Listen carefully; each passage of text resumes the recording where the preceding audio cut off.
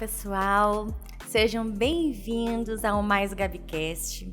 E olha, não é por nada não, mas essa temporada do Gabicast está bombando, com muitas mulheres aqui com histórias assim maravilhosas, assim, Deus tem nos presenteado com tantas vozes lindas que tem chegando por aí.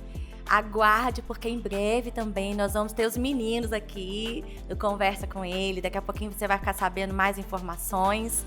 E hoje eu tô aqui com uma mulher que tem uma história tremenda para contar. Eu já tô doida para saber, porque a gente tava até brincando aqui nos bastidores, sabe? Que existem algumas pessoas que eu gosto de saber na hora, porque fica mais natural, a gente consegue desenvolver uma conversa assim, né, de uma forma que não é programada, e eu gosto muito disso, né? Então a gente estava até brincando aqui de algumas experiências que a gente tem, mas a história dela é linda, linda, linda, linda, e vale a pena você pegar depois essa história, compartilhar para outras pessoas, para que o nosso canal possa ganhar mais força, possa ganhar mais voz, para que outras pessoas sejam abençoadas, sejam inspiradas, possam ver que a nossa vida real, ela não é feita só de vitórias, ela é feita de sacrifício, ela é feita, né, de resiliência, ela é feita muitas vezes da gente passar por situações onde a gente cai, mas a gente levanta, né? Porque não é uma história só de conto de fada, é vida real. Mas quando a gente tem o Senhor na nossa vida, mesmo que a gente passe tempestades, a gente passe circunstâncias, a gente sabe que Ele vai estar com a gente. E é isso esse podcast. Ele se trata de homens e mulheres reais, que passam por situações diárias como eu e você, mas que conseguiram encontrar, né, forma de avançar todos os dias, né? E hoje eu vou deixar ela se apresentar, porque a gente sempre faz isso, a gente faz um suspensezinho, mas eu vou deixar ela se apresentar, ela vai dizer o nome dela e a gente vai desenvolver um papo aqui muito legal, tá bom? Pode falar, olhando para aquela câmera ali. A paz a cada um de vocês. Meu nome é Gisele Péculas, sou da Igreja Metodista Centenário, fui missionária no continente africano por 14 anos e estamos aqui hoje para contar um pouquinho do que Deus fez e ainda faz na nossa vida. Então vamos lá, Gisele. Vamos começar como diz o povo, começar do começo, né? Ser redundante. Como que veio na sua vida, assim, esse chamado missionário? Como que você foi despertada para isso? Você sempre quis fazer isso? Então, eu sou da Igreja Centenário já há muitos anos. E quando eu conheci meu esposo, eu tinha só 14 anos. Então, nós éramos de backgrounds totalmente diferentes, né? Eu criada na igreja, ele de uma família não cristã. E quando eu conheci ele, ele não era cristão. Uhum. E eu orei muito por ele, comecei a namorá-lo. Ele ainda não tinha conhecido a Cristo, mas nesse decorrer do tempo ele se converteu, graças a Deus. E ele veio, assim, de uma família muito humilde. Ele sempre falou, né, Gisele, eu quero ajudar o próximo. E começamos a trabalhar na igreja metodista com a área de evangelismo e começamos um trabalho com moradores em situação de rua aqui em Teresópolis, onde nós já éramos casados e nós saíamos para distribuir sopa nos dias frios e chocolate quente. E dali ele falou, eu quero fazer mais, eu sei que eu posso fazer mais. Nesse meio tempo a igreja abriu uma escola que na época chamava Dínamos, uma escola de missões, e onde eu fui conhecer mais sobre missões. Chegando ali foi assim algo tremendo, onde nós, como família, recebemos o nosso chamado para o continente africano. Então eu me lembro muito quando um professor veio dar aula e nós fomos entendendo aos poucos o que seria missões. Mas o meu coração ainda estava muito aqui, né? Não, um dia eu vou fazer missões. E na época eu tinha um filho de 3 anos. E nesse processo de 2 anos o Senhor moveu mesmo o céu e a terra, posso dizer assim. E eu cheguei em 2010 no continente africano. E o meu chamado assim, foi uma coisa tão tremenda que eu só fui entender lá. Eu me lembro que eu sempre fui muito família, muito pai, mãe, a igreja. E eu tinha os meus planos já marcados, vou fazer faculdade de Direito. Tudo definido, tudo né? Definido. Dentro de você. Né? Todos os meus planos. Mas eu me lembro que o Senhor ainda fala, me permite bagunçar os seus planos. Porque Ele bagunça os meus, mas põe o deles em ordem. E quando eu cheguei no ano de 2010, na Copa do Mundo foi na África do Sul. E quando eu cheguei lá, eu me lembro que a base missionária que nós fomos tinha cerca de umas 32 nações. Meu Deus. E no meio daquele povo todo, uma mulher veio atrás de mim, orando por mim em português. E o Senhor usou ela para falar, eu tirei você de lá e coloquei você aqui. Coisa e linda. eu não te chamei para ser esposa de missionário, mas eu te chamo de minha missionária. Eu tenho uma grande obra com você. Agora vamos voltar um pouquinho. Você falou para mim que a sua primeira experiência aqui em Teresópolis foi com moradores de rua, Sim, né? foram. Eu também já tive essa experiência da gente ir para as ruas, né? A gente fez um projeto chamado Rodon e a gente também fazia isso nas noites frias, entregava quentinha. E assim, qual foi a sua percepção, né? Porque a gente poder trocar um pouquinho de figurinha nesse tempo. Você tinha quantos anos? Qual foi a sua percepção para chegar para eles, para abordar? Porque assim, alguns dos moradores que nós conseguimos abordar, a gente chegou a conseguir levar um casal para a igreja e quando teve a pandemia, a gente 3 deles que nós evangelizamos faleceram no meio da pandemia, né, na rua. Como é que foi sua percepção para isso? Como é que você vê Teresópolis no meio disso, com os moradores de rua? Na época quando nós começamos, eu acho que foi em 2015, por aí. Nós tínhamos muitos homens. Era difícil ver mulheres, né? Como hoje em dia. Hoje tem muitas mulheres na rua. Não em 2015, antes, né? 2005, que nós começamos. E na época, o nosso intuito mesmo era falar do amor de Cristo, mas olhar para eles como ser humano. Sim. Então, sempre que a gente falava assim, vocês têm trabalho com os mendigos, e a gente falou, não, eles têm nome. Isso aí. E uma preocupação nossa era a história deles, e algo que sempre me tocou, eu falei, nenhum deles nunca planejou aquilo para a vida deles. Isso que eu percebi, todos eles têm uma história, né? E eu falei, é dessa forma que Cristo nos olha, né? Ele olha pra gente como seres humanos, não como filhos, como alguém que ele planejou uma história. Sim. E naquela época eu me lembro de um senhor chamado Eloy. E sempre o sopão ainda era aberto e nós levávamos eles para lá. E o senhor Eloy, às vezes a gente colocava ele no carro. Nós tínhamos um Monza chamava Missiomóvel, porque ele estava na obra com a gente. E o seu Eloy, um dia, a gente falou do amor de Jesus, convidou ele para ir à igreja. E ele falou que não, agradeceu e nós levamos ele para o sopão. E pouco depois a gente ficou sabendo que o seu Eloy faleceu. Então, para o meu esposo na época, ele ficou muito sentido, porque é um ser humano. Exatamente. Não é só uma pessoa sem eira nem beira. Então, daquele tempo para cá, hoje, eu tenho estado aqui no Brasil nos 5 meses, eu tenho visto muitas mulheres, muitas famílias. Na época, eu me lembro que tinha uma família que morava embaixo da ponte na Barra, com crianças e tal. Então, para mim, que tinha um filho pequeno na época, eu falava, Deus, como pode isso? Mas eu me lembro que toda a abordagem, a gente chamava eles para ir à igreja, nenhum queria.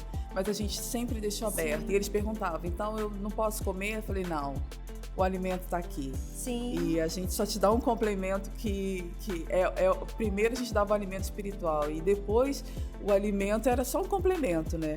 Mas daquele tempo para cá muitas coisas ficaram diferentes, né, se eu posso dizer.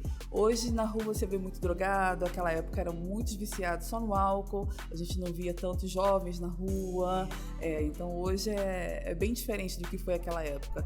Mas foi quando eu me iniciei mesmo, se eu posso dizer, em missões. Foi ali que você começou a entender, né, esse trabalho, entendeu, né? compaixão e olhar com o olhar de Cristo por eles. E assim, a gente sempre, eu não sei se você passou por esse tempo, você falou, eu tinha minha vida toda estruturada, meus planos todos estruturados, porque geralmente quando a gente vai falar de missionário, quando a gente vai falar de viver de missões, existe aquele medo que é colocado, né, que o missionário ele é sustentado, o missionário ele vive da dependência de Deus, da dependência dos outros, né? E muitas pessoas, a gente vê que não abraçam isso, né? Que não abraçam esse propósito de missão. Eu vejo também que muitas pessoas às vezes falam assim, poxa, a gente tem tanta missão aqui no Brasil para fazer. Você passou por isso? É o que eu mais escuto. Tem tanta missão aqui no Brasil, por que todo missionário quer ir para fora do Brasil? Você escuta isso? Já escutei e ainda escuto até hoje muito isso. Mas é o que eu sempre falo, né? Antes de ir aos confins da terra, a gente trabalhou muito aqui. Exatamente. O Senhor nos permitiu, porque o ID não é só do missionário transcultural. Exatamente. O ID é para cada um de nós, né? E toda vez eu falo, você está no continente africano, o Nordeste também é a África. A gente ouve muito esse tipo de questionamento, né? Muito esse tipo de questionamentos. Mas no início eu ainda ficava assim, meu Deus, mas hoje quando você entende para o que você foi chamado, a sua parte na grande comissão, os ecos sempre vão vir, mas a gente foca na voz de Cristo e Estamos aí pro que Deus Você tem. tinha esses receios, assim? Porque você foi com filho, Fui, né? Foi um dos maiores receios que nós tínhamos na época, porque meu marido tinha um emprego há 19 anos. Nós tínhamos um filho pequeno que, quando eu saí do Brasil, ele estava na idade de 5 para 6 anos. E ia ser alfabetizado. Então, todas as incertezas vieram. Um novo. Eu fui para a África do Sul. A África do Sul falam 11 línguas. E nenhuma é português. E quando a gente... Fora os dialetos. Fora os dialetos, Fora os né? dialetos. São considerados 11 línguas originais na África do Sul. E pra gente, a pessoa fala, mas é abrir mão. É literalmente abrir mão. Você tem uma vida que estruturada, eu não estou dizendo financeiramente rica, não, mas você tem seu trabalho, sua casa, e você abre mão sua daquilo. Cama, seu tudo. conforto, sua sua comida, família, né? Sua comida, sua língua. A gente está falando de muita coisa, né? Porque É. as pessoas não pensam assim, quando o missionário ele é chamado numa missão transcultural, né? Até as outras pessoas falam assim, no Brasil, a pessoa não pensa o que a família abre mão, né? Não é só a família física, mas é toda uma cultura, é toda uma comida, é todo um esquema que é diferente, né? Totalmente diferente. E eu me lembro que quando foi eu saí com uma mala, meu marido e meu filho. E minha mãe com um coração muito apreensivo, a minha sogra, e a gente indo para aquele novo. Nós não falávamos nada de inglês, nada. E meu marido até... Só falava português. Só falávamos português. Meu marido tinha estudado para ter uma base aqui, e nós chegamos no avião e só falava inglês, só inglês, e eu me lembro que meu marido só lembrava da palavra chicken e milk, que era frango e leite, milk. A gente só lembrava disso. Chegamos lá, perdemos o voo, e foi uma coisa assim, um levante, mas no final tudo deu certo, e nós chegamos a essa base missionária guardado. E quando a gente fala de abrir mão, para mim, toda vez que eu venho ao Brasil e volto a campo missionário, é um abrir mão, como se fosse da primeira vez. Como se fosse da primeira. Da primeira vez, porque é o nosso conforto. Tinha sido a primeira viagem de vocês? A primeira viagem. Não, na verdade é a segunda. Nós tínhamos no Dínamos, no curso que eu falei no início, nós tínhamos feito o nosso prático na Patagônia. Na Patagônia, na Argentina, e nós fomos, e eu também levei o Isaac, sempre, a família, sempre onde vai íamos todos, mas a curto prazo. Então, a longo prazo, eu já saí de Teresópolis sabendo que eu iria ficar lá no mínimo um ano, porque eu saí em janeiro com uma passagem de volta para novembro. Então, eu sabia que era um ano. Então, foi num momento muito incerto. Mas é a gente tocar no mar, ele se abrir e a gente passar. E eu não me arrependo. E aí você me explica, porque às vezes as pessoas não sabem como é esse processo, né?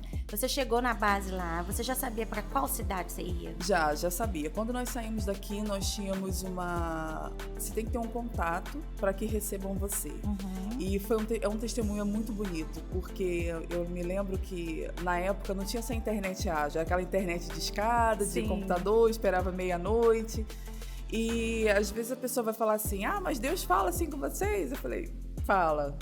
Meu esposo, com muito temente, a gente sabia que o nosso chamado era muito gritante, né? De ir às nações, e Deus nos incomodando mesmo, nos tirando da zona do conforto. Meu marido, com 19 anos trabalhando, ele foi mandado embora de uma hora para outra. Então, o patrão dele, eu me lembro que chorou, dizendo assim, o movimento tá ruim, eu tenho que mandar embora. Alguém embora e eu vou mandar você. E chorou para mandar ele embora. E eu falei, é Deus nos tirando da nossa zona de conforto. Porque o medo e a incerteza naquele momento veio. Com certeza. Então, dali Deus já tá lidando com o humano, né? Dali Deus já foi direcionando. E um dia meu esposo levantou, eu estava dormindo com meu filho. E o Senhor falou, senta aí, que eu vou falar contigo. E ele sentou em frente ao computador, olhou aleatoriamente no Google 5 e-mails de pessoas que moram na África. E ele colocou assim, me chamo Alexandre Oliveira, tenho uma esposa, um filho, tenho o meu chamado para o continente africano e eu preciso de um norte. E desses 5 e-mails que ele mandou, um respondeu, chama-se Robson. Eu me lembro dele com muito carinho e toda vez que eu conto meu testemunho, a honra e a glória do Senhor, mas eu gosto de lembrar do Robson. Ele falou, eu posso te ajudar. Eu estou numa base da WAUM, que é Jocum em inglês, mas ele pronunciou escreveu como a gente não conhecia. E ele falou assim, aqui tem uma escola de inglês onde a gente vai poder te ajudar, você vai poder fazer curso e a gente vai poder te auxiliar. Então, quando nós saímos daqui, nós tínhamos essa ideia, né? Nós vamos para o UOL-M. E quando nós chegamos lá, que nós vimos a logo da Jocum e a gente, a gente tá vindo pra Jocum. Estamos em casa, na Jocum. Nós estamos indo pra Jocum. E chegando lá, essa base missionária da Jocum, que é conhecida mundialmente. Sim. E tinha uma escola de inglês, onde a gente foi para estudar 1 ano para poder fazer missões naquele continente, que fala-se 3 línguas no continente, né? As 3 maiores línguas postas no continente africano é inglês, português e francês. Eu sei que falam francês lá. Então, nós fomos e nós já tínhamos esse lugar que nos recebeu, que moramos lá durante 2 anos na cidade de Worcester, na cidade do Cabo. Depois saímos de lá para onde nós montamos o nosso projeto. Então, vocês ficaram 2 anos se preparando lá. 1 ano foi só para aprender. Uhum. A gente sempre fala, quando a pessoa chega pra gente como missionária e fala, o que eu devo fazer? A gente sempre fala, estuda inglês. Sim. Porque se você tem um chamado transcultural, e você vai para um lugar que você não fala a língua, alguém vai falar inglês que vai traduzir você. Então, já é um caminho andado quando você já adianta, senão você fica de pé e mão atada, né? É verdade. Então, nós ficamos 1 ano estudando inglês e o segundo ano foi realmente trabalhando, ganhando experiência ali, ajudando outros missionários e dando suporte a eles. Meu esposo trabalhou também na escola de inglês, ajudando outros brasileiros que chegavam, com tradução, aquela coisa toda. E depois desse tempo, nós fomos para Middelburgo, uma cidade perto da capital de Joanesburgo. Foi onde nós ficamos até sair, montamos o nosso projeto e tudo mais. Então conta pra gente agora, assim, como é que foi essa chegada, né? Porque como que vocês foram recebidos, né, pelo povo, vocês iam pra aldeia, como é que foi isso? Então, quando nós ficamos nessa base, nós tínhamos todo o suporte, né? Ali, uma comunidade de brasileiros, na época tinha 80 brasileiros, então era um mini Brasil. Sim, sim. E vira até uma família, vira né? uma família. E se tornou uma zona de conforto muito grande. Então, se a gente quisesse ficar ali, mas Deus, a gente sabia para o que o Senhor tinha nos chamado. E um dia a gente orando, o Senhor falou que nos daria para conquistar a terra de gigantes. E meu esposo começou a orar, a gente começou a orar pedindo direção ao Senhor. E se juntou um grupo de brasileiros orando para Deus dar essa direção. Foi quando um sul-africano desafiou. Gente, eu moro numa cidade, Middelburgo, não tem nenhum missionário, não tem nenhum brasileiro, não tem nada. Vocês não querem vir e conhecer? E foi quando o Senhor colocou isso no coração do meu esposo. Ele conheceu e falou, Gisele, Deus falou muito comigo. É totalmente diferente do que é daqui. Eu não conheci o lugar, mas o Senhor me deu um sonho, que o lugar que eu ia pisar tinha um barro vermelho. E que quando eu colocasse meu pé ali, o meu pé ia queimar. E a gente é uma só carne. E eu falei, Deus, o Senhor está falando comigo e com ele de maneira diferente. Ele foi conhecer o lugar. Eu me lembro que 1º de janeiro de 2013, nós tínhamos uma carretilha, meu filho pequeno, e nós viajamos 17 horas. E eu fui para um lugar que eu nunca tinha nem visto.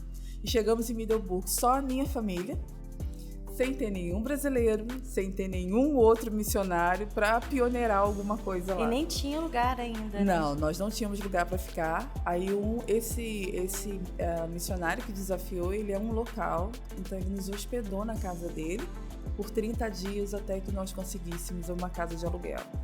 E eu me lembro que para mim foi um choque muito grande, porque a África do Sul tem essa coisa de segregação racial. Uhum. Então ela acabou no papel, mas nós tínhamos ocasiões de, às vezes, as pessoas falarem que não iam alugar a casa pra gente, porque nós éramos estrangeiros, aquela incerteza. Então nós oramos, o Senhor abriu as portas, conseguimos um lugar para ficar. E ficamos lá durante esse tempo todo. Nós recebemos um convite, recebemos um brasileiro conosco, ele morou lá durante 1 ano. Aí nessa volta do brasileiro, ele falou, eu tenho que vir ao Brasil. Meu esposo foi levá-lo ao aeroporto, nós não conhecíamos a cidade ainda. E quando Alex colocou o GPS, e ele se perdeu com o próprio GPS. E quando ele viu, ele olhou para o lado, tinha uma comunidade enorme, enorme, enorme. E o Senhor falou assim, guarda esse lugar, porque é aqui que eu te quero. E foi algo assim muito muito real da maneira que foi. Ele levou ele ao aeroporto. Quando ele voltou, ele falou assim: Gisele, nós já estávamos lá 2 meses. Esse missionário tinha ido conhecer a cidade para que ele voltasse depois. Ele falou: Gisele, eu achei o nosso lugar. Eu me lembro quando eu cheguei lá e meu esposo não está aqui, mas ele é um pouco mais claro que eu. Ele chegou nesse lugar e ele escutava as pessoas falando mulungu, mulungu, mulungu. Mulungu quer dizer branco, porque ele era um pouco mais claro que eu, então ele era mais claro do que quem estava lá. Sim. O que esse mulungu quer aqui? E eu me choquei muito, porque eu nunca tinha visto algo semelhante. Aquilo muito abaixo da linha da pobreza foi algo que me chocou. Foi algo que me chocou. Essa comunidade era perto da cidade que vocês moravam? Na cidade que a gente morava, ela em média uns 8 quilômetros distante da minha casa, mas era na cidade que morávamos, ela já era na estrada, já saindo da cidade. Essa cidade era desenvolvida que você morava? A África do Sul, ela tem os seus contrastes. Lá a desigualdade social é muito grande. Então, quem é rico é muito rico, quem é pobre é miserável. A gente não tem aquela classe média. Então, essa comunidade, a gente tem a cidade, ela é um pouco desenvolvida, mas ao mesmo tempo não. Então, não tem ônibus na cidade, as pessoas andam muito a pé, essas coisas assim. E quando nós chegamos ali, nós descobrimos que aquela comunidade se chama Eat Cake. Em afrikaans significa olhe para fora. E porque ninguém olhava por aquela comunidade. Era uma comunidade invadida, era dentro de uma mineradora. Então nós tínhamos caminhões de minério passando no meio dos barracos de pau a pique. E nós descobrimos que ali tem muito imigrante legal, pessoas do Moçambique, Zimbábue, Namíbia, todos aqueles países que fazem fronteira. Eles vão para lá ilegalmente por causa do minério? Por conta do trabalho. De trabalho. O África do Sul, a gente fala que ainda é África branca, ainda tem alguns brancos que foi colonizada a África do Sul pelos holandeses. Então, para o continente, para algumas partes do continente ali pertinho, eles olham a África do Sul como Estados Unidos, como uma oportunidade de ir trabalhar para mandar dinheiro para casa. Então, tem muito, muito, muito legal naquele país. E ali nós estávamos perto da Middelburgo, ela em afrikaans, ela significa meio do caminho, é a metade do caminho de Moçambique. Então tem muito moçambicano. E falando português, que foi uma maravilha conviver com eles. E quando nós chegamos ali, nós vimos muitas crianças. E o pessoal perguntando o que o mulungu estava fazendo ali. O que é o mulungu? Aí ele falou, encontrou uma pessoa que traduziu ele. O Senhor, a gente fala o homem de paz, né? E Deus nos guardou de uma forma, assim, tremenda. Quando Deus tem a obra, Ele vai na frente. Ele só quer coragem. E a gente sabia com quem estava com a gente, era o general de guerra. Então parece uma coisa muito fácil, mas foi difícil, porque a gente você tem que falar, não, Senhor, eu confio no que eu estou falando, e é você ouvir e ter a certeza na palavra do Senhor daquilo que era. E quando nós entramos ali, eu sou brasileiro. Então você sabe futebol? Aí meu esposo, sei futebol. E ele tinha feito um curso de técnico de futebol com o Atletas de Cristo. E serviu, assim, de uma forma, como uma Deus estratégia. Deus usa tudo, né? Tudo. De uma estratégia para trazer, para que a comunidade tivesse confiança em nós. Porque até então, é só um estrangeiro entrando numa comunidade. Quem é esse estrangeiro? Isso aí. E há um tempo nós começamos a trabalhar com eles. E eles ficam, né? A princípio eles ficam armados, muito armados, muito. E uma língua a qual a gente não conhecia. Qual era o dialeto deles? Eles falam Zulu, que é o povo guerreiro da África. Mas ali dentro são todas as línguas ali. Todos falam Zulu, afrikaans, Siperi, Pemba. Todos falam? Todos, eles se comunicam, se entendem. Então, tipo assim, 2 ou 3 crianças que os pais são Pemba, vai falar, mas por conta das crianças brincarem em Zulu, é o que prevalecia ali, era a língua Zulu. Exatamente por ter muitas pessoas ali de muitas cidades diferentes, né? Aí há muitas línguas, né? Muitas línguas ali, e muito rico. Eu olho para a África do Sul e falo que é a minha segunda casa. Então essa comunidade que você ficou era de guerreiro africano, é isso? Eles são considerados o povo guerreiro, né? Como é que é isso, me explica? Porque a gente vê os filmes, né? E assim, a África do Sul, até eu recebi muitas pessoas do Brasil lá e eles chegaram lá e falaram assim, mas cadê aquele povo assim? A África do Sul é um país desenvolvido. Quando a gente olha assim, até por ser um país muito turístico, ele é muito desenvolvido. Nas capitais, nas grandes capitais, mas cidades de interior, quando nós morávamos, ainda é. Mas as mamas andam com a capulana enrolada nas pernas, com um turbante na cabeça, mas você também ao mesmo tempo vê elas de calça, de roupa normal. E é muito legal o dia que tem da cultura deles. Então eles vão e colocam a sua roupa de costume. Como é um país com muita diversidade, a gente fala assim, o Deus é muito criativo, porque é lindo de ver, lindo de ver. E quando eles explicam a cultura deles pra gente, explicam assim, com orgulho. Com orgulho daquela cultura deles, de carregar e de saber que nós temos orgulho de ser africano e de dizer o que eles são, né? E também tem muito prazer de ouvir a nossa cultura, né? De querer saber mais. Eles amam o Brasil, eles amam o brasileiro. Nós, como brasileiros, nós temos uma unção. Eu creio que o Senhor, como nação, colocou uma unção em nós, porque onde nós vamos, nós somos bem recebidos. Não só como os missionários, mas a gente vê outras pessoas falando futebol. Somos reconhecidos como país do futebol, mas o futebol abre essa porta. Então, pra gente que é cristão, a gente como uma estratégia de pregar o evangelho, as crianças mais jovens vêm e falam sempre do Neymar. Os mais velhos vêm e falam de Pelé. Então, é ali o gancho que a gente vai e começa e já se abre uma comunicação e uma confiança. Foi assim que vocês conseguiram entrar a primeira... Nós conseguimos. O meu esposo começou a ensinar futebol e nós tínhamos um campão aberto, sem nada. Chegamos em janeiro, fevereiro mais ou menos, e logo veio o outono, as estações mudando e foi ficando muito frio, porque no sul da África, na África do Sul ali, e foram ficando muito frio e nós ficávamos do lado de fora com as crianças. Alex começou ensinando futebol para os meninos, mas as meninas também vinham. Aí foi quando Alex falou, Gisele... Vai ter que aprender futebol, Gisele. Começa a dar a escola dominical. Na sexta-feira, nós tínhamos a classe das crianças. As meninas sentavam, eu não falava nada em Zulu, elas não falavam nada em inglês. E aí? Mas pelas gravuras, elas sabiam quem era o Gesso. O Gesso é Jesus.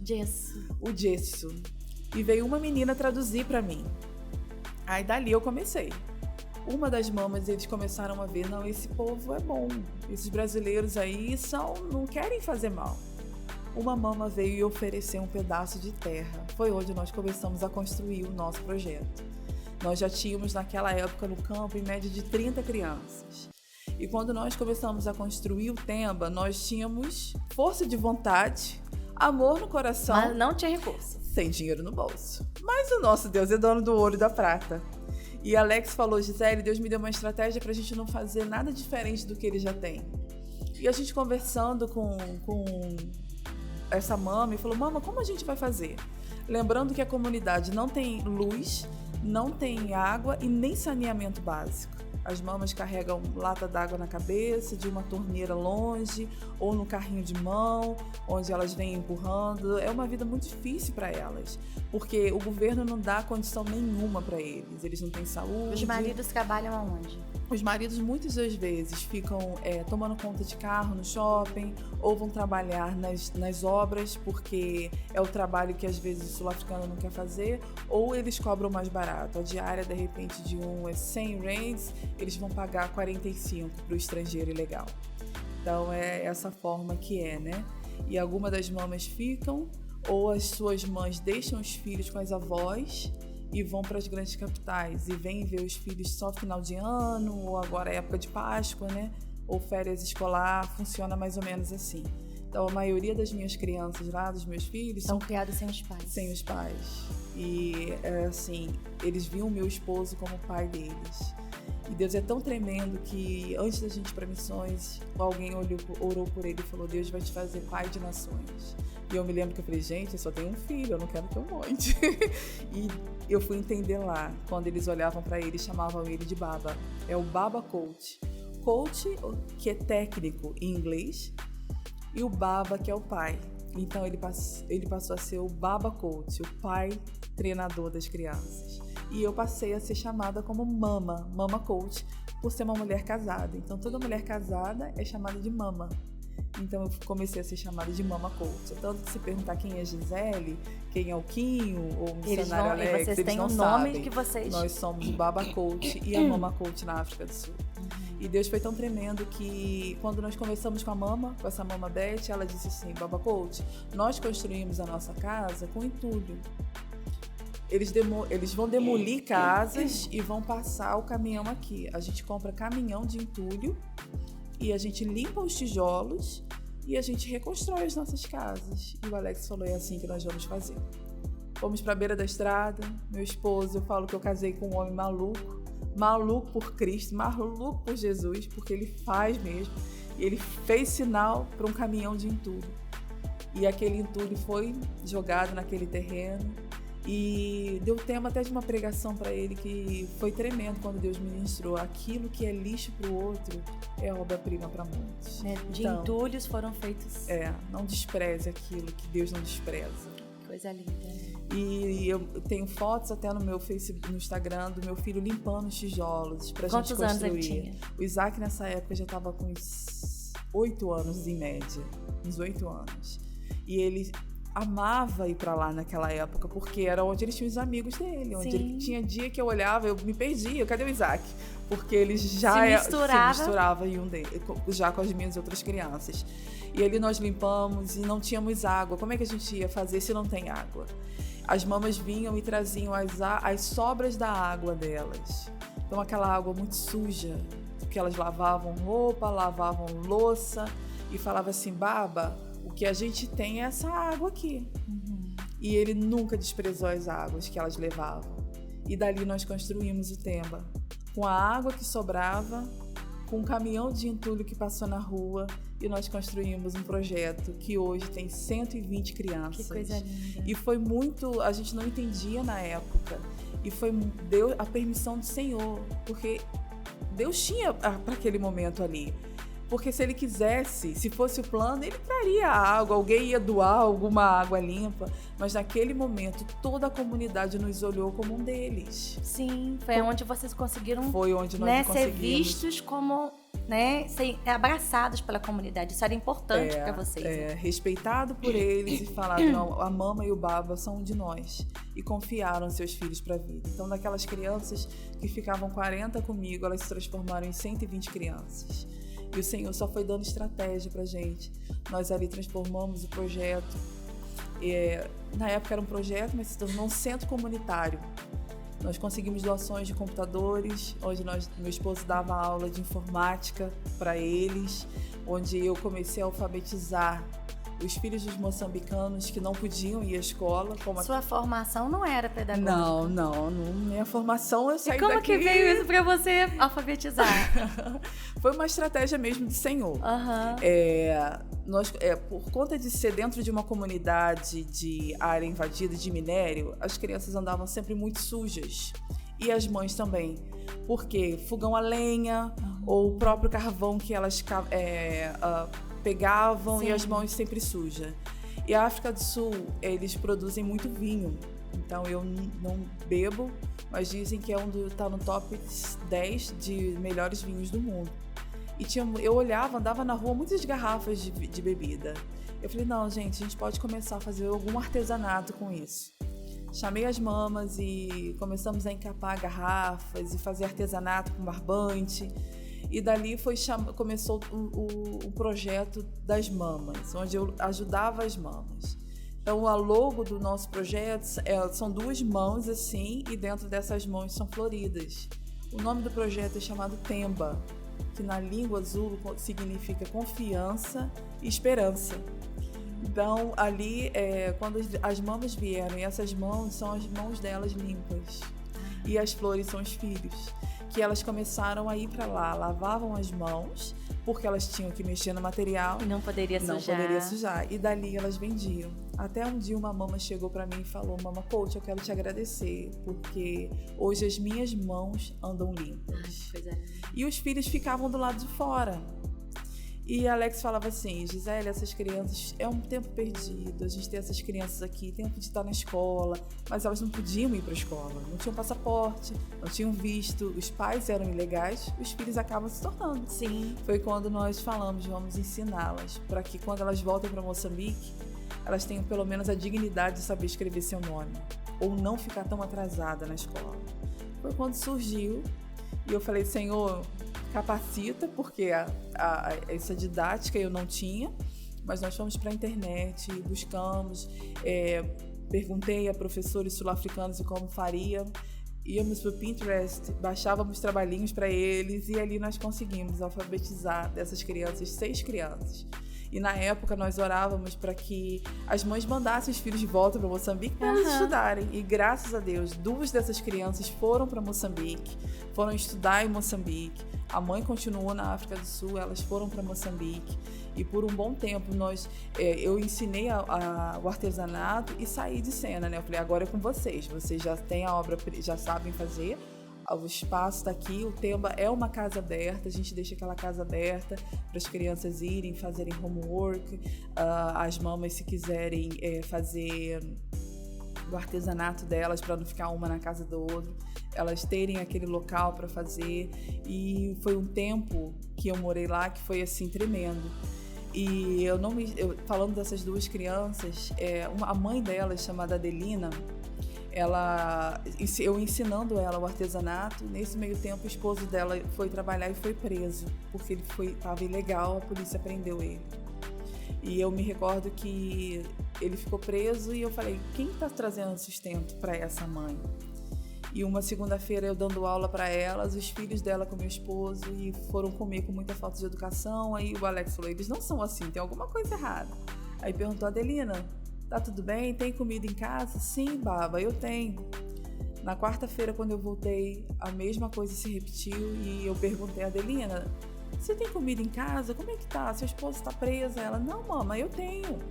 Na sexta-feira, as crianças estavam bem abatidas e comeram até mais, além do que era. E eu falei, Adelina, você tem comida em casa? Aí uma mama, ela disse assim, tenho.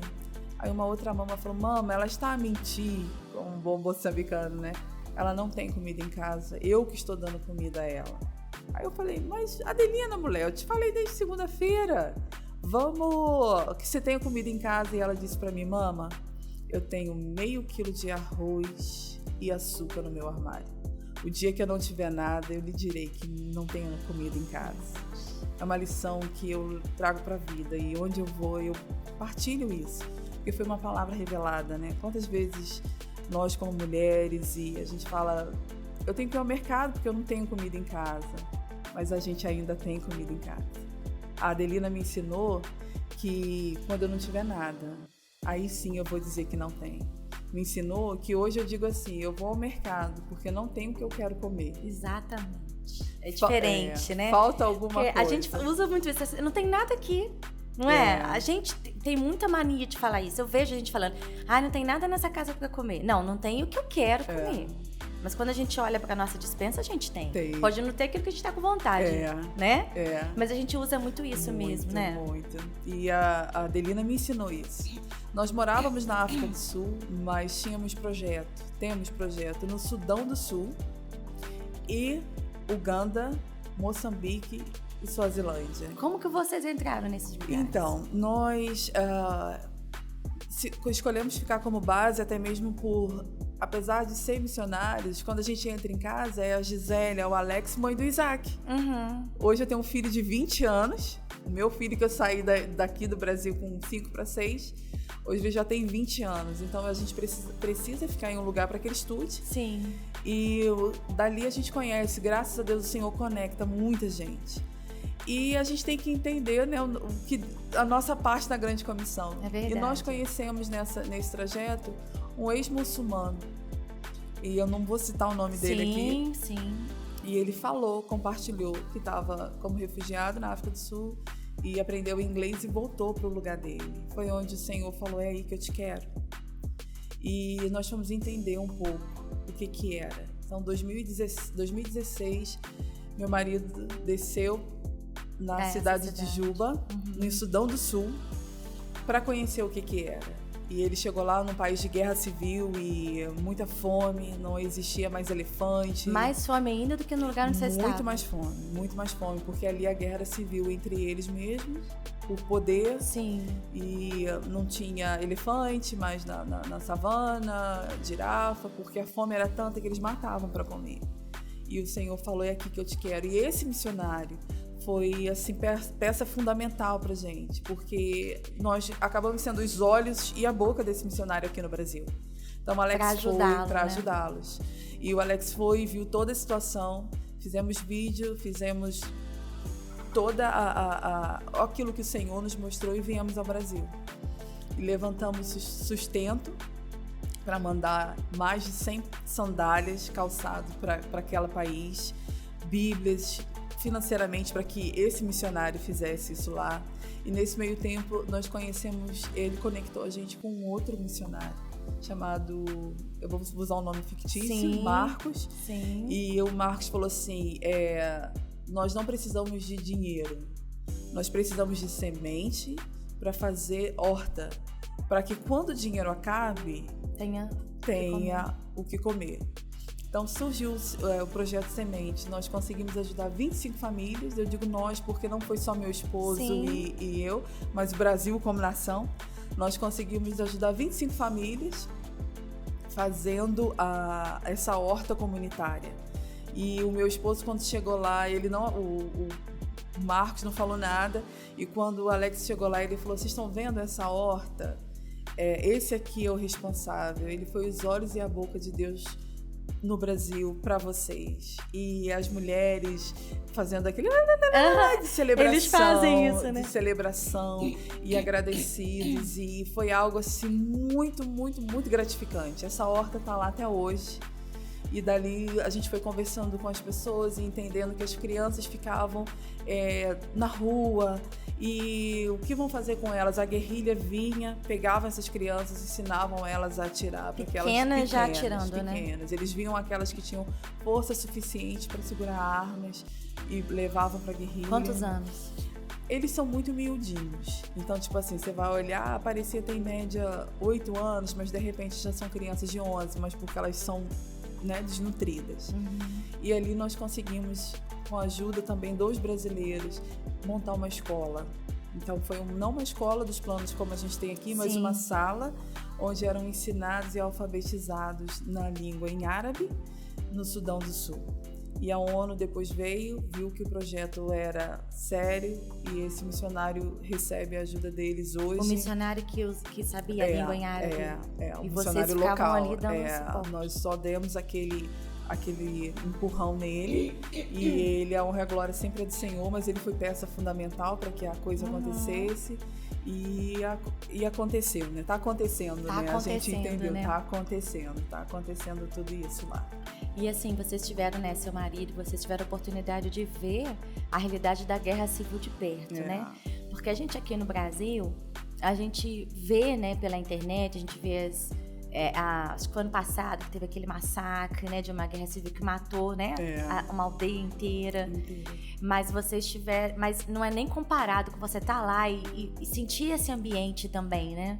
Eu me lembro que o meu esposo, quando foi, ele ficou em 15 dias. Ele, quando voltou testemunhando, por mais que só ele tenha ido, eu não fui, mas a família em si, né, orando, intercedendo. Eu me lembro que ele despediu da gente no aeroporto e ele falou assim pro meu filho: filho, dá um abraço no pai. Porque se pode ele estava indo, né, perigo mesmo de morte, né? E eu me lembro que meu filho falou assim, aí abraçou o pai e falou assim: se eu não tiver aqui, eu vejo na eternidade. Ai, meu Deus. E ali eu falei assim: muito obrigada, porque... Seu filho entendeu o propósito, né? Eu sei que em quem eu tenho crido, e sei que o Senhor também é o Deus do meu filho. E abraçou meu esposo foi, e ele disse que quando ele chegou em Juba, na capital, ele tinha que pegar um outro avião para ir em Turulé. E o piloto falou assim: olha, se tiver tiroteio, a gente não vai descer com o avião. E se quando o avião estiver lá, tiver tiroteio, a gente não sabe quando volta. E ele falou: Gisele, foi uma incerteza muito grande do que ia acontecer daquele novo. E graças para a honra e glória do Senhor, meu esposo voltou. Eu tive o prazer de levá-lo e de buscá-lo no aeroporto, são e salvo, e entender que o Senhor guarda os seus. Mas naquele momento de Alex, quando chegou lá, obrigada. O Alex, quando chegou lá, e ele falou assim, Gisele, e ele voltou me contando tudo que ele tinha visto e ouvido das pessoas. Ele voltou, ele disse assim, eu fiquei uma semana ruim. Não, ele ficou um mês. Eu me lembro que até o leite que ele tinha no copo, o coração grato, sabe? O coração grato de falar assim, muito obrigado pela provisão do Senhor. Muito obrigada. Às vezes a gente conta as nossas histórias como missionário no campo. É sempre uma história triste, é sempre uma dificuldade. Não, pelo contrário. Sim. Aquele que escuta, de repente, acha que é triste. Não, pelo contrário. A gente sabe que o nosso Redentor vive. Ele nos guardou, Ele supriu. E a gente olha para trás. É ver o amor e o cuidado e a compaixão de Deus, né? Cristo. É olhar, é sempre a nossa oração quando eu chego em qualquer lugar. Sabe? A oração da nossa família. Senhor, me mostra aquilo que tu vê. Sim. Porque os nossos olhos humanos, a gente só vai ver o que é superficial. É verdade. Mas quando a gente pede ao Senhor discernimento e fala, Senhor, me mostra o que tu vê. Quais são os teus olhos aqui? A gente vai entender a compaixão do coração de Cristo. E Alex, quando voltou, ele 1 mês até ele se recompor daquela situação de guerra civil, de ver o povo literalmente sofrendo, mas de também ver uma igreja fortalecida em Cristo, uma igreja que se reúne e não troca uma sua fé. Uma luz no meio da escuridão, né? Para poder ajudar outras vidas, né? Não troca sua fé em Cristo por nada, e firme. Então a gente volta desses lugares mais fortalecido do que foi. Acho que a fé volta mais fortalecida, a gente dá mais valor, né? Muito mais. Porque você passar por momentos assim, você vê, e eu vejo assim, todo mundo fala que o povo africano é um povo que sabe celebrar muito.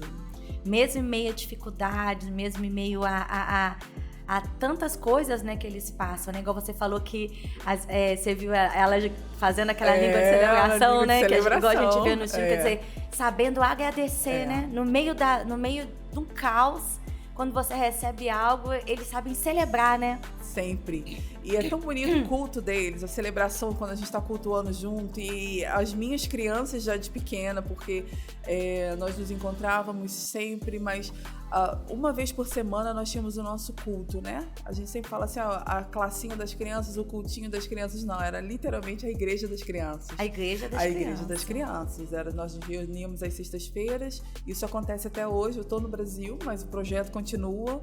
Então nós hoje temos pessoas que tomaram a frente, que antes eram minhas crianças, hoje já são adolescentes e jovens, que na época tinham 13 anos, hoje já tem 23, 24 anos. Então pessoas da qual nós discipulamos, tomou a frente do projeto. E eles...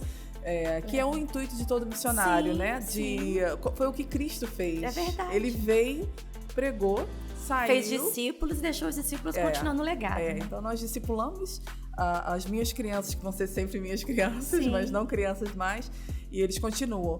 Então nós tínhamos o nosso culto e a celebração da criança de 1 ano e meio, ela já sabia a língua de celebrar, de agradecimento ao Senhor. Como que eram esses cultos assim? Porque como que vocês levavam eles a aceitar Jesus, a entender que eles estavam ali, né, declarando, porque é um país que tem também muitos outros deuses, muitas sim, outras coisas. É até interessante, quando eu mudei para essa cidade que eu estava, eu demorei 1 ano para achar uma igreja. Nós tínhamos igrejas que falavam só Zulu, só africano, só outras línguas, e para mim não dava certo. Mas tinham igrejas a qual às vezes a gente queria ir, que a liderança fazia o culto no domingo de manhã, mas no domingo à noite ele ia no feiticeiro, no domingo à tarde. Então foi algo que uma moradora local falou, você tem que, né, dar aquela peneirada, porque a magia negra é muito forte. Exato, então as pessoas elas têm a crença em Cristo, mas o medo do oculto. Então para mim foi difícil no início, 1 ano, né? Até que eu encontrei uma igreja internacional e nós congregamos nessa igreja o tempo todo que nós estávamos lá. E Eu me lembro que as minhas crianças ali, nós estávamos discipulando elas e nós tínhamos muito visuais, né? Foi algo que a primeira coisa que eu procurei foi, eu preciso de algo visual. Sim. Porque nós temos... Até para comunicação, né? Pra porque comunicação. você precisava... muitas das crianças nunca tinham nem saído dali. Então elas, Jesus abriu o Mar Vermelho, mas eu não tenho televisão em casa. Sim. Não tenho luz, eu nunca sei o que é um mar. Isso, né? Já ouvi falar, mas não sei o que é uma praia. Então nós tínhamos o visual e nós abríamos e mostrávamos. Eu trabalhando com as crianças menores, e uma vez por semana nós tínhamos os mais velhos com discipulado com eles. Então era onde meu marido vinha, que a maioria também era menino. Então nós fazíamos com as meninas e os meninos juntos. Então foi onde ali eu vi muito, muito, muito milagre do Senhor. Cristo se revelar para eles. Uma comunidade que nós estávamos trabalhando, as crianças tinham a ideia de que branco não ia para o céu, só os negros, porque o branco já era muito rico, ele não ia para o céu. Então você vê, é uma coisa que pra gente que é brasileiro é tão... Mas uma criança no meio de uma comunidade de 3.000 pessoas tinha aquele pensamento. Sim. Um adolescente. Mas por conta dessa desigualdade social, e como é que isso é? Você sentar da linguagem mais simples possível e revelar Cristo. Não da forma... Para todos. Para todos. E olha, eu vou te falar, no final nós fizemos um desafio, que as crianças sabiam todos os livros da Bíblia, e de cada livro da Bíblia um versículo. E quem soubesse disso até o final do ano ia fazer um passeio e tal. E a gente achou, uma criança vai. Pelo contrário, 8 delas foram nesse passeio. Porque então hoje nós temos as crianças, um pastor local veio falar os livros pequenos que ninguém nunca acha. Aí uma das nossas crianças falou, não, eu sei aonde é. E ajudou toda uma igreja a achar. Então o discipulado pra gente foi muito maior, né? Da gente trabalhar com as crianças ali, discipulando, e todas elas se converteram. Todas elas se converteram a Cristo, do coração. E vocês batizaram? Lá nós não batizávamos porque elas frequentavam as suas igrejas. Entendi. As mais velhas. Mas o meu esposo também trabalhou. Nós, na verdade, né, trabalhamos numa prisão de segurança máxima. Então, aos domingos, ele ia e trabalhava, dava discipulado, pregando mesmo a palavra. Então, ele começou nessa igreja quando ele foi com 5 pessoas. E quando ele saiu, é a única igreja que a gente ora para nunca crescer, né? Porque dentro da cadeia, se a igreja cresce, exatamente, é porque tem muita gente presa. Mas ele saiu de lá com 48 pessoas. E ali houve batismo. E o respeito por ele foi tão grande que a liderança dessa prisão chamou a gente e falou assim, você não quer vir dar discipulado? E ele começou a dar informática e discipulado. Para aqueles que estavam sendo soltos, para quando saísse eles terem alguma como coisa, terem como poder sair. Então houve batismo dos mais velhos e nós pregamos muito o evangelho. E se me perguntar quantas almas foram, Jesus está contando. É verdade, é verdade. Nós não contamos, com certeza, mas nós entendemos e proclamamos o reino do Senhor naquele lugar. E essas pessoas que estavam presas, algumas delas eram também por causa de estarem ilegais, né? Ilegais e também por muito tráfico de droga. Muito tráfico ali, entrando no país com droga ilícita. E os ilegais ficavam por um tempo e depois eram deportados. Mas esses que ficavam ali, eu me lembro que a gente andava na rua e tinha sempre alguém gritando, Pastor Alex, Pastor Alex, e sempre gritando, e o Alex sabia, você não tá na prisão. Alex às vezes, né, não recognize o rosto, mas sempre estava falando, deve ser da prisão, Gisele. Ele chamou de pastor, deve ser da prisão. Então foi ali um tempo muito tremendo. E você falou comigo assim, que a gente sabe que o oculto lá é muito forte, né? Vocês chegaram a ter alguma experiência com isso, de ver? Porque assim, às vezes a gente ouve histórias de muitos missionários que são ameaçados, que trabalhos ocultos são feitos para matar a família, bruxaria, essas coisas. Vocês chegaram a passar por isso? Então, nós tínhamos um menino que ele... É hierarquia, né? Quando você vem pra feitiçaria, o próximo vai ser feiticeiro e tal. Sim. Então, um desses meninos que tem legados lá também, legados, né? De pais de famílias. Né? Ele chegou lá dizendo, ele ia por conta do futebol e pela comida. Mas nós nunca falamos para ninguém, não pode entrar. Sim. E nesse decorrer, nós estávamos discipulando eles, falando do amor de Cristo. E no aniversário do meu esposo, ele chegou e disse assim: Baba, eu quero falar para vocês uma coisa. Tinha uma homenagem para ele. Ele falou: Baba, eu quero falar uma coisa para vocês. Eu conheci o Cristo que vocês pregam. E aquilo ali para mim foi porque nós não sabíamos a história dele. Sim. E ele foi e nos explicou. O meu legado era assim, assim, assim.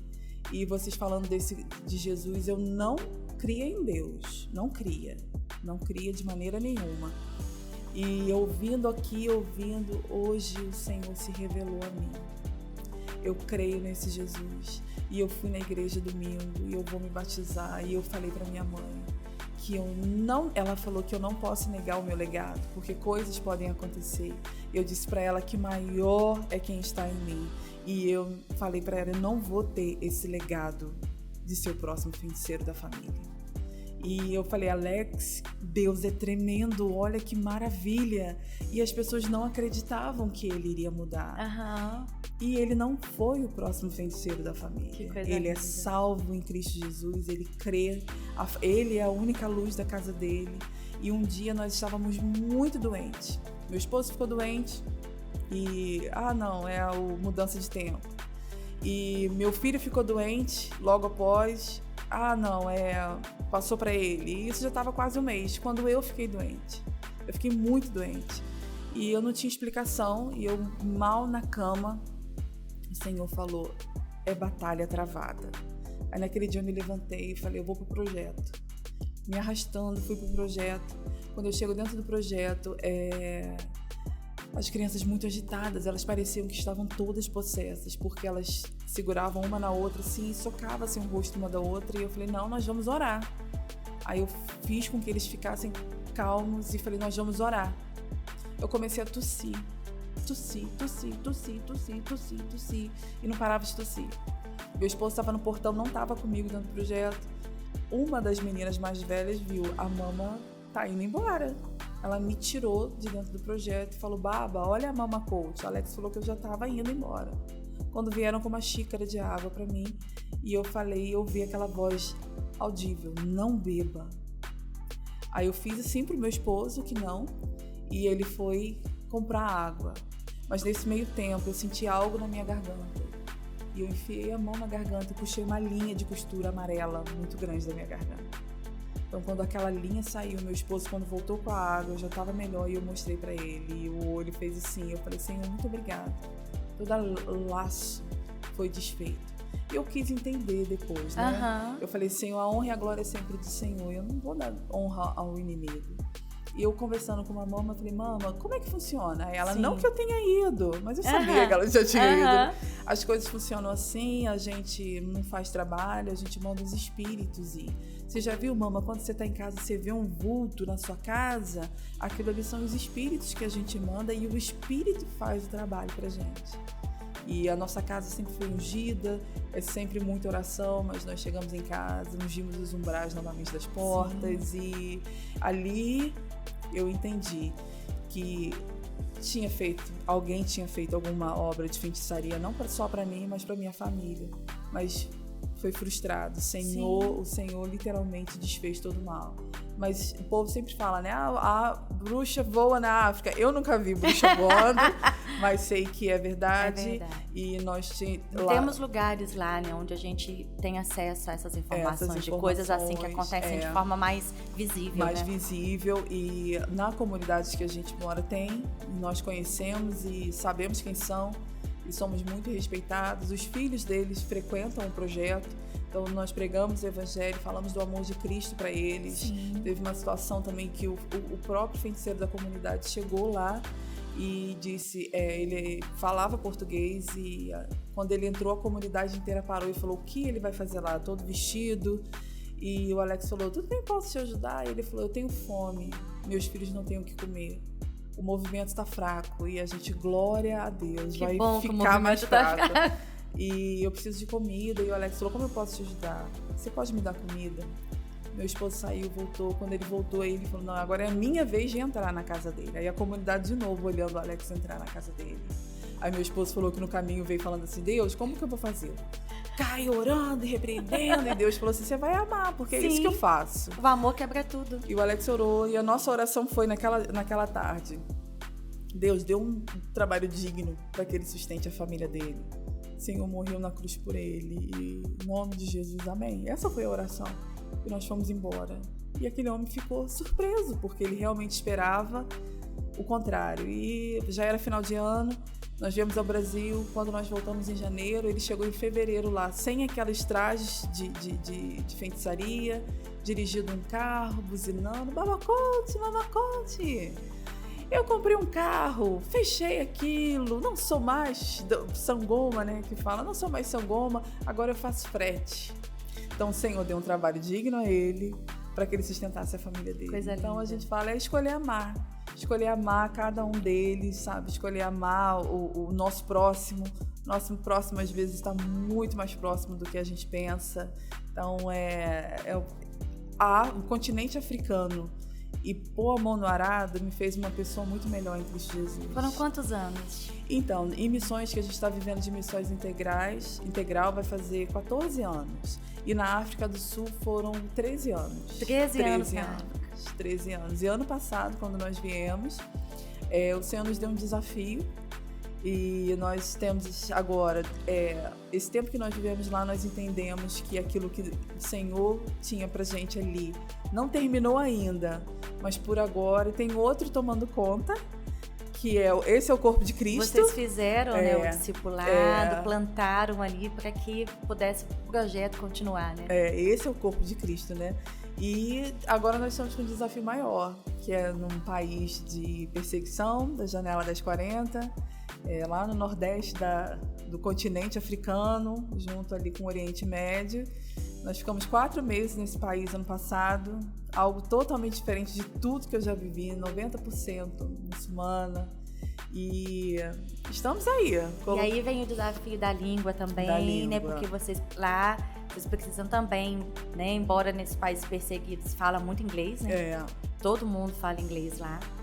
Mas tem a barreira da língua, né? Lá nesse país é árabe, a língua Exatamente. é árabe e, por incrível que pareça, nem todos falam inglês. Às vezes a gente tem dificuldade de achar porque o orgulho e a preservação da cultura deles é tão grande que eles não querem nem aprender outra língua. Então a gente encontra um Uber, uma pessoa aqui, outra ali que fala inglês, até por carregar muito turista, mas na sua grande maioria não, é o árabe é a segunda língua mais difícil, mas... E o seu filho de 20 anos vai com vocês? Ele decidiu ficar, Aham. ele quer estudar no Brasil, porque na verdade ele foi criado fora do Brasil, né, e ele disse, mãe, eu muitos anos, né, ele cresceu fora da cultura do país. Eu quero conhecer a minha cultura e decidiu ficar no Brasil e estudando, e agora é o casal missionário, Alex e Gisele.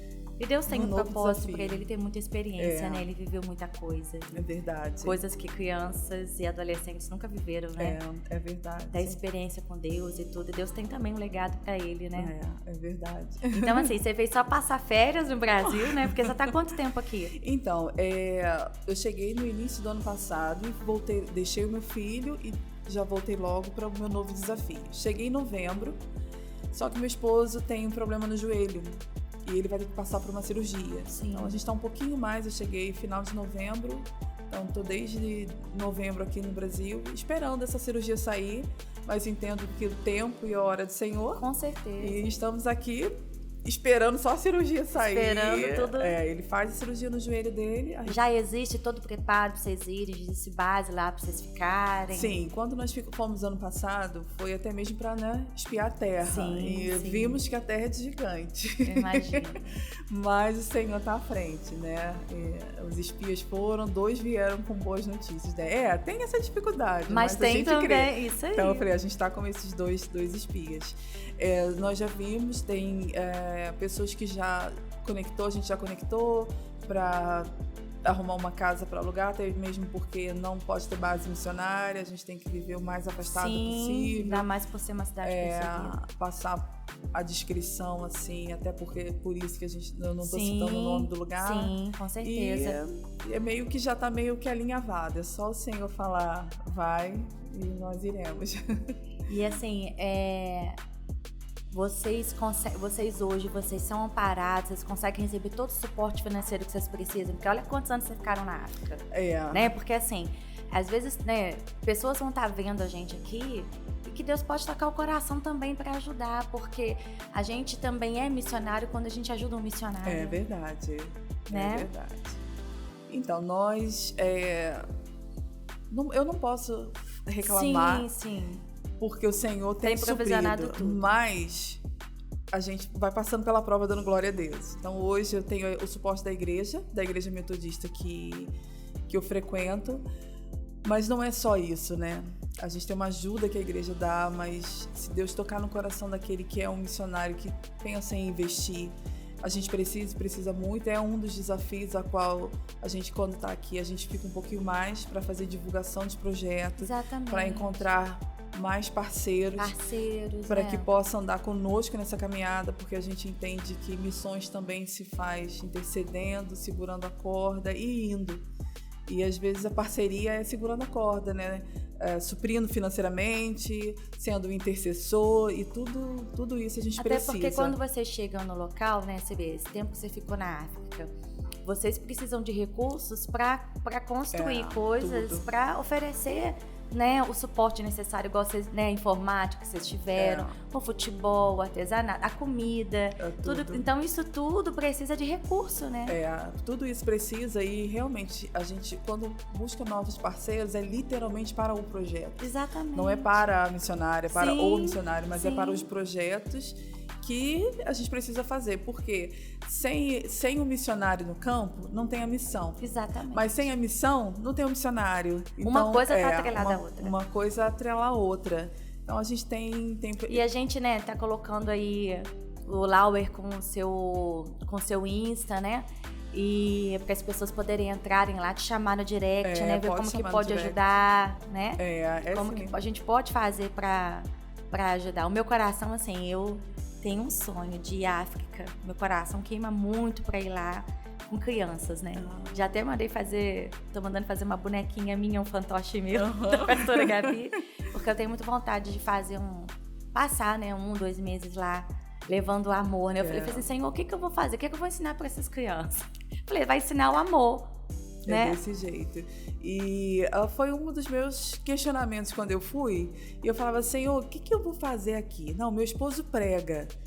Deixa ele, né, fazer. Foi quando aquela mulher, lá no início que eu falei, né, usou e falou assim, o Senhor te chama. E o que eu vou fazer? Eu vou amar a carência materna daquelas crianças. E é tão tremendo que Deus, quando eu cheguei, me deu burro. O Senhor falou que os meus pés arderiam naquele lugar. E quando eu entrei no Pemba, no 8K, que eu voltei pra casa, eu falei, gente, essa meia queimou meu pé. E eu fui entender, Jesus, muito obrigado, Senhor. E você aprendeu a falar bastante desse dialeto da comunidade? O dialeto eu sei poucas palavras, porque é um dialeto bem difícil. Bem difícil. Sei poucas palavras, mas o meu filho, com a graça do Senhor, ele sabe. Porque ele foi desde pequeno, né? E brincando eles aprendem. Criança aprende brincando. E eu cheguei ali, não falava nada, né? E saindo dali eu falei, eu queria saber falar essa língua só para me conectar com as crianças pequenininhas. E esse é o amor. Eu me lembro que no início, eu muito alta, eu abaixava para abraçar eles faziam assim porque achavam que iam apanhar. Porque ainda existe a lei da palmatória nas escolas. E até você mostrar para eles que não, que é só amor que você quer dar. Então eles vêm e já vêm para a perna e abraça e beija. E é isso aí. Não se preocupa que Deus, ele capacita. Coisa linda. Gia, dá pra gente, assim, uma palavra, né, pra quem tá vendo a gente? Eu vejo que até essa experiência de vida que vocês têm tido fala muito de desapegar das coisas, né? E a gente vive numa época onde as pessoas são tão apegadas às coisas, a status, a bens, a quem tem, a quem não tem. E você aprendeu ao longo da sua vida, né, que literalmente, né, a não ser apegada a isso. Então, assim, para esse mundo aí que a gente vive tão preocupado com isso, né, tão ansioso pelo que vai ter amanhã, né, a ansiedade é excesso de preocupação do futuro. Que palavra você daria para essas pessoas que estão vendo a gente aí pela sua história de vida? Olha, o que eu diria para cada um de vocês é aquilo que Deus já tem ministrado no meu coração durante todo esse tempo. Em 2010, eu saí muito apegada à família, apegada à igreja, apegada a tudo que me prendia aqui. E eu entendi aquilo que o Senhor me chamou. E a gente perde para ganhar. Eu sempre falo, a gente perde para ganhar. Eu não perdi a minha família, eu não perdi a minha igreja, eu não perdi nada. Eu só ganhei mais coisas do que o Senhor me deu. E as dificuldades vieram no campo, mas também vitórias vieram. Às vezes você está aí em casa pensando, você mulher, eu quero falar para você mulher, como eu posso fazer? Não, esse chamado é só para Gisele, que foi para missões transcultural tão longe, mas eu quero falar para você, mulher, que me ouve hoje. O Senhor te chama, sabe? Você tem um chamado adormecido no seu coração. Desapega. Olha aí teu vizinho da esquerda, da direita. Projeto lá na sua igreja que está parado, que Deus tem te chamado e você de repente está desencorajada aí. Cria coragem e vá para aquilo que o Senhor tem falado contigo. Deixe que Deus olhe no seu coração e fale, só confie em mim. Você confiando em Deus, o mais Ele faz. O mais Ele faz. Toda ansiedade, entrega toda ansiedade, toda incerteza do teu coração nas mãos do Senhor. Porque Ele te chama, Ele te capacita, assim como Ele fez comigo. Ele tem me capacitado, eu ainda não estou pronta, que o dia que eu estiver pronta, Ele me leva para a glória. Mas a gente está aqui junto para crescer e povoar o reino dos céus. É conhecer a Cristo e fazê-lo conhecido. Deus abençoe sua vida. Ai, que coisa linda. Olha, a gente ficou aqui quase 1 hora, eu tô bebendo aqui, conversando, e eu não senti. Porque ainda teria muito mais coisa para falar. Muito a gente vai mais. ter que fazer, antes da Gisele ir embora, a gente vai ter que fazer a 2ª edição aqui. Mas eu queria te agradecer, né? Porque como é bom a gente poder ouvir, né? Assim, e a gente é transportado, parece que a gente é transportado quando a gente ouve isso, né? E que Deus possa cada vez mais capacitar a sua família, abençoar, que esse amor que vocês têm possa também transbordar para outras pessoas, né? A seara é pouca, é pequena, então Deus precisa levantar mais pessoas com essa disposição para que o amor dele seja pregado a todas as nações. É verdade. Né? E eu queria te agradecer por ter aceitado o desafio do teu primeiro podcast, né? Tô nervosa. Chegou aqui, meu Deus, como é que você faz? Fica tranquilo. Né? E Deus conduziu isso. Eu queria te agradecer muito, sabe, por ter aceitado esse desafio de ser essa voz. Porque eu tenho certeza que só um pouquinho da sua história, mas eu tenho certeza que vai gerar, né, um efeito muito grande. A gente não sabe onde a sua história hoje aqui vai chegar, né, em que país que isso vai chegar. E quem sabe um dia os seus filhos lá vão poder ver também, né? Poder ver a mama aqui falando da vida deles, né? Então, que Deus abençoe você. Foi uma honra, uma alegria muito grande receber aqui, viu, missionária? A gente vai olhar para aquela câmera ali, dar um tchauzinho, mas te agradecer muito. Também quero te agradecer por dar voz, né, que as pessoas escutassem e ouvissem um pouco da minha história, ouvissem sobre o Sudão do Sul, ouvissem sobre a África do Sul e orassem, né? Com certeza. Não só por mim, mas por todo esse povo aí, os povos não alcançados, até aqueles que também são alcançados. É tempo da gente orar, interceder e pedir, né? E nós vamos estar aqui junto com você, né? Porque agora, quando a gente conhece, é impossível, sabe, gente? Você ouviu uma história dessa, você ouviu, você tá perto e você não querer fazer parte disso. Não querer ser um parceiro de alguma forma, não querer estar junto de alguma forma, né? Então, assim, da mesma forma que eu fui impactada aqui, e eu tô me colocando aqui, né, como uma parceira, alguém para também estar junto, que você também faça isso, tá bom? Fique com Deus, Deus abençoe. Em breve a gente vai poder trazer Gisele aqui de novo, tá? Deus abençoe vocês. Fiquem com Deus.